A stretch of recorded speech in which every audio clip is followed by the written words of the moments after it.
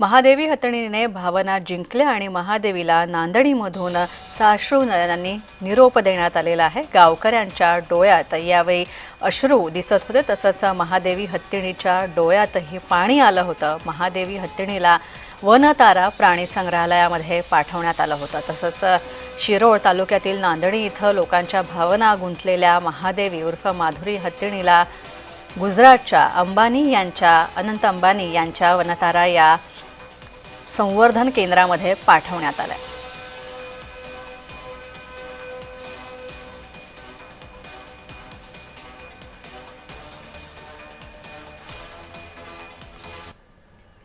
तर नांदिणी इथल्या महादेव हत्तीला आता साश्रू नयनांनी निरोप देण्यात आलेला आहे।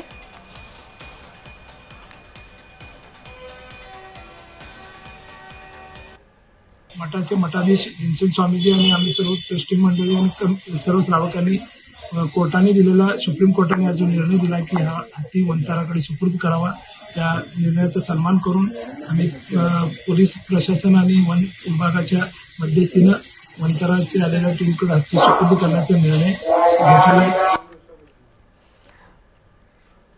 तर या संदर्भात जाणून घेऊया अधिक माहिती। आमचे प्रतिनिधी अमरसिंह पाटील आमच्यासोबत आहेत। अमर, खरं तर आता या हत्तीला निरोप तर देण्यात आलेला आहे, मात्र अनेक वर्षांपासूनचा खरं तर नांदिणीवासी आणि या हत्तीचा संबंध आहे, मठाचा आणि या हत्तीचा संबंध आहे। मठाची सेवा खरं तर महादेवीनं अनेक वर्षांपासून केली होती आणि त्यामुळे आता ती गेल्यानंतर आता तिथे काय परिस्थिती आहे, काय वातावरण आहे?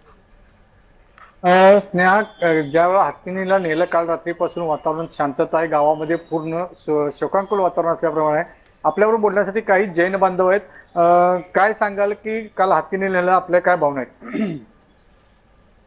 जैन धर्माची अशी स्थापना म्हणत नाही, पण आधी अनादी कालापासून जैन धर्माचं अस्तित्व आहे आणि जैन धर्माची जी परंपरा आहे ती आर्ष परंपरा आहे। श्रमण संस्कृती याच्या आधारे जैन धर्माचा अनुयाय केला जातो। कोल्हापूर जिल्ह्यामध्ये 2 जैन पीठ आहेत, धर्मपीठ आहेत। एक शुक्रापेठ लक्ष्मीसेन जैन मठ जे शहरामध्ये आहे आणि दुसरं नांदणीमध्ये असणारं भीमसेन स्वामी मठ।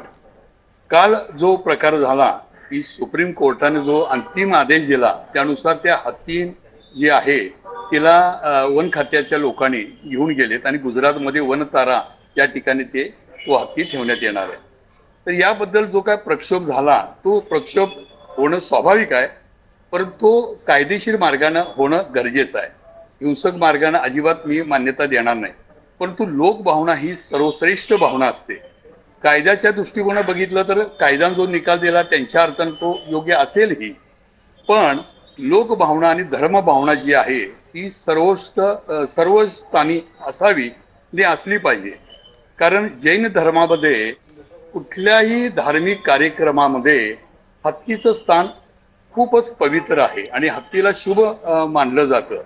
एखादं मंदिराची निर्मिती होत असताना मंदिराची जी पंचकालीन पूजा होते त्या पूजेमध्ये सर्वाधिक मान जो असतो तो हत्तीला असतो। म्हणजे ज्यावेळेला मूर्तीची प्रतिष्ठापना होते तर त्या हत्तीवर बसूनच ते यजमान जे असतात इंद्राणी किंवा तीर्थंकर माता आणि पिता हे बसून त्या मूर्तीला घेऊन मंदिरात येताना मंदिरात प्रतिष्ठापना होते। अनेक अर्थानं धार्मिक विधी जे होतात त्यामध्ये हत्तीला खूप मोठं स्थान आहे। तर या स्थानाचं महत्व ओळखून जवळपास ही हत्ती जो आहे काल जो नेलेला आहे तो जवळपास त्याच नांदणीमध्ये 35 वर्ष त्या ठिकाणी त्याचं वास्तव्य होतं आणि या 35 वर्षामध्ये संपूर्ण या जिल्ह्याला त्यांनी लढा लावलेला होता। अनेक धार्मिक मंदिराच्या ठिकाणी सुद्धा तो हत्तीचा वावर होता। मी एक आठवण सांगू इच्छितो। साधारणतः 2002 साली तत्कालीन आमदारांनी, मी ज्यावेळेला या मठाच्या कार्यात असतो त्यावेळेला मला त्यांनी फोन करून सांगितलेलं की गोल्डन गर्ल जी कोल्हापुरातील नेमबाज पट्टू तेजस्विनी सावंत आहे तिची मिरवणूक काढणार होते, त्यावेळेला तो हत्ती पाहिजे होता आणि दुपारी 12 वाजता सांगितलं आणि 4 ला मिरवणूक नेणार होती। 2-3 तासात नांदणीच्या त्यावेळेच्या महाराजांना मी फोन करून सांगितलं, त्याप्रमाणे त्यांनी ताबडतोब आपल्या ह्या कोल्हापुराचा गौरव आहे तेजस्विनी सावंतसाठी तो हत्ती उपलब्ध करून दिला आणि संपूर्ण शहरामध्ये तो हत्ती वावरला। मोठ्या संख्येने सुद्धा लोक त्या ठिकाणी होते।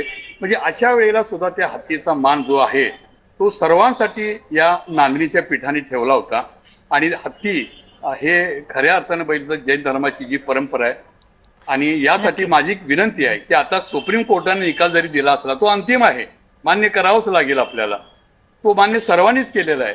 काही ठिकाणी थोडीशी घटना घडली असेल, तो त्यावेळेचा प्रक्षोभ असेल, पण मला असं म्हणायचं आहे की यासाठी संसदेमध्ये या जो कायदा आहे म्हणजे प्राण्यांच्या संदर्भात त्यात थोडीशी सुधारणा केली पाहिजे किंवा अशा ठिकाणी ज्या नक्कीच. धार्मिक अमर, परंपरा आहेत, मला त्या खरं तर परत परंपरेमध्ये तुझ्याकडे सुद्धा- यायचं आहे. अमर, आणखी एक महत्वाची गोष्ट इथे आता काही गावकऱ्यांसोबत सुद्धा तू बोलतोयस आणि खरंच या गावकऱ्यांच्या भावना, कारण गेल्या 40 वर्षांचा सहवास आहे, थोडा नाही.